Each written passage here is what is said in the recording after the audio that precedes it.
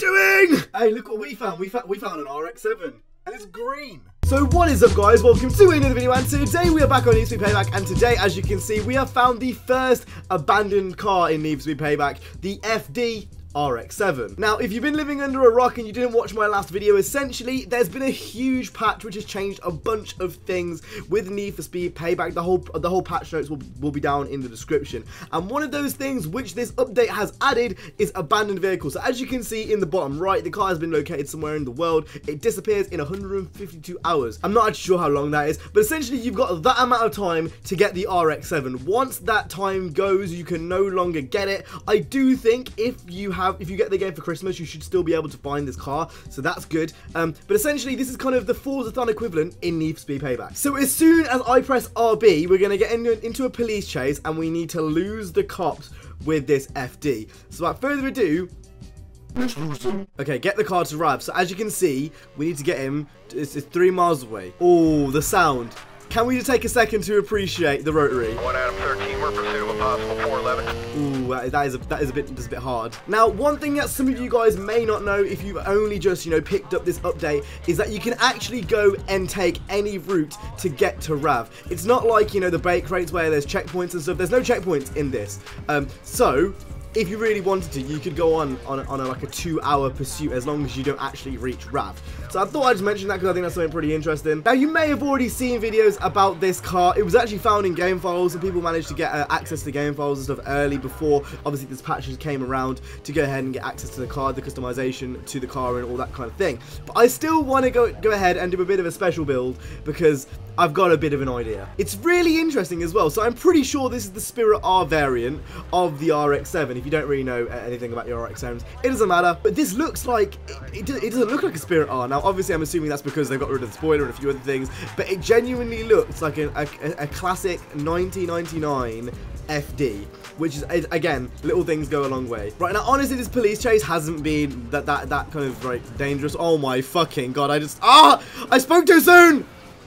No, you are not getting me today. Rhino incoming, right, well, that's great. Oh, yeah, you just kind of blocked the road for him. One thing which is quite weird is the fact that it literally has RX7 on the front plate. I'm not sure whether that's just me, but that looks really, really weird. This car feels really good as well. Like, really good. I'm not sure whether it's just because, we haven't upgraded yet or what's going on, but this car feels very, very good to drive. So if this does go to 399, that could be a possibility. Oh my lord, you've just been absolutely smashed. Right, the cops are actually really giving me a run for my money. They're only Crown Vics, but obviously this isn't that highly upgraded of a car, but they are really giving a run for my money. The real question is, when I get to Rav, do the cops just back off? No, Daddy, why? That is a bit annoying. Again, a bit annoying. Frustration! Right then, we've arrived at the airfield. And we have arrived, Rav. Escaped. 3 minutes 51. Let's go.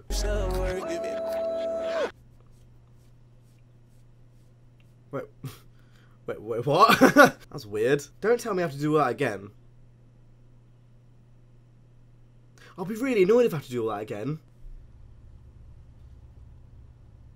What just happened? Right, so we're going to go ahead and customize this RX7 in its entirety. So, before we actually even go into this, I have got special plans for a livery with this car, but I'm going to do that in a separate video. In this video, we're purely going to do the customization. So, again, it's really weird. It's got rusty parts, and then it's got, normal parts. That makes me kind of think it was supposed to be a derelict in some way, or maybe this abandoned cars feature has been in the pipeline for a while. But regardless, I thought that was a bit weird. That's also very weird. There's no headlight tints, but you can do that. That's quite weird. Right, front bumper. Does it get rid of the RX7 thing? No, it doesn't. That is that's really weird. Overall, there is a lot of options with this car, which I quite like. But to be honest, I'm not really sure whether I want to keep it clean or really go in with it. You know what? Let's put the Origin Labs front end on. Why not? Right, splitter. What splitter options do we got? They've really gone in with the restrictions on this car. It doesn't seem like there's many at all, really. Right, fenders. So obviously we have the option for the Rocket Mini fenders. this one, which, that's new. That's, again, really, really weird. That kind of gives me Kenji's RX7 vibes, which goes well with what I'm going to be doing in a different video. Wing mirrors, again, are these just non-rusty ones? Yes, they are. Right, we're going to go ahead and put the normal ones on. I don't really like the ones that go on the arches for some reason. I've never been a fan, to be honest. Side skirts, again, just what I expected, really. And then we've got this one. What the fuck? Am I the only one that thinks without a big wing, that kind of actually looks really, really nice? Right, to keep this theme up, we're going to go ahead and put the Origin Labs side skirt on and go over to the rear fenders. And again, just for continuation's sake and just to make this kind of even, we'll go ahead and put the Origin Labs one on at the back as well. Right, rear bumper. We've got the Mazda one and the Origin Labs one, which we can't put on because of the diffuser. So that's good. What diffuser do we need? Do we need the, like, non-rusty diffuser? Is that why? I see, said the blind man. Right, now, as much as I do like the Origin Labs back end, I kind of want to put the normal back end on and then go crazy mad with the diffuser because I think that look a bit better. I think if we put the Rocket Bunny diffuser on, that kind of makes a lot more sense. And obviously, with what I'm going to do with the spoilers and stuff, I think that'll look a lot better. Exhaust options, again, very, very similar. I used to hate that exhaust in the last game. The only kit which would allow you to get really good fitment on the last game with the RX7 was the Rocket Bunny kit. And that exhaust, it looks like a droopy pea. I could go mad with something like that. I'm pretty sure that's new as well, because that's got a silencer in. But I actually would kind of prefer just to keep the normal stock Mazda one on, to be honest. I know this is something about that look that looks really nice to me, and I can't quit my right, spoilers. So we've got the normal RX7 one, with which is the Spirit R one, which I was talking about earlier, which looks pretty nice. There's the Rocket Bunny one, and then all of the other generic ones. And I think, honestly, again, I'm going to keep the stock Mazda one on. I just think that looks really, really nice. I can't tell you why, I just think it looks nice. And then to finish this off, we're going to go ahead and sort out the roof and the trunk lid, because those are still rusty for some reason. Right, so after a bit of messing around with the car, I've been messing around with it for a while now. I think I'm going to get rid of the wide fenders and change the front end, because that looks a bit weird to me. So if you give me uno momento, I'm just going to make some quick changes with the car.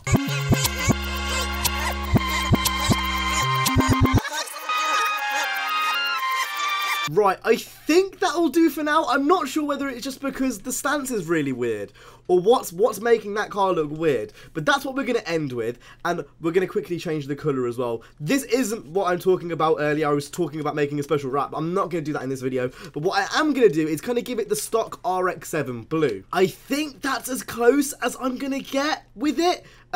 If you don't really know what I'm talking about, essentially a lot of the Spirit R's came in this kind of blue, and it looks really, really nice to me. There's something that looks really off about that car, and I can't put my finger on it. Maybe it is the fitment. Maybe it's the fitment which looks really, really weird. Like, the parts and stuff of the customization are really, really cool. But there's something which looks really off about that car, and I really don't know what it is. Now, before we do end this video, I do want to quickly just check the performance stats. So, the car can get to 399, which is something I'm definitely going to do, because that is interesting. And it starts off at 172. So, it's going to be a bit of a grind to get 399, but that is something I'm definitely interested in, and something I'm definitely going to do in the future, because I want to see how this stacks up. I can't imagine it's going to be a Regera killer, nor can I imagine it's going to be an RSR killer, but regardless, I'm still intrigued to see how good this car truly is. Anyway, with that being said, I hope you guys enjoyed this video. If you did, make sure to go ahead and hit the like, subscribe. I will see you guys in the next one. You guys have an awesome, stay safe, and peace.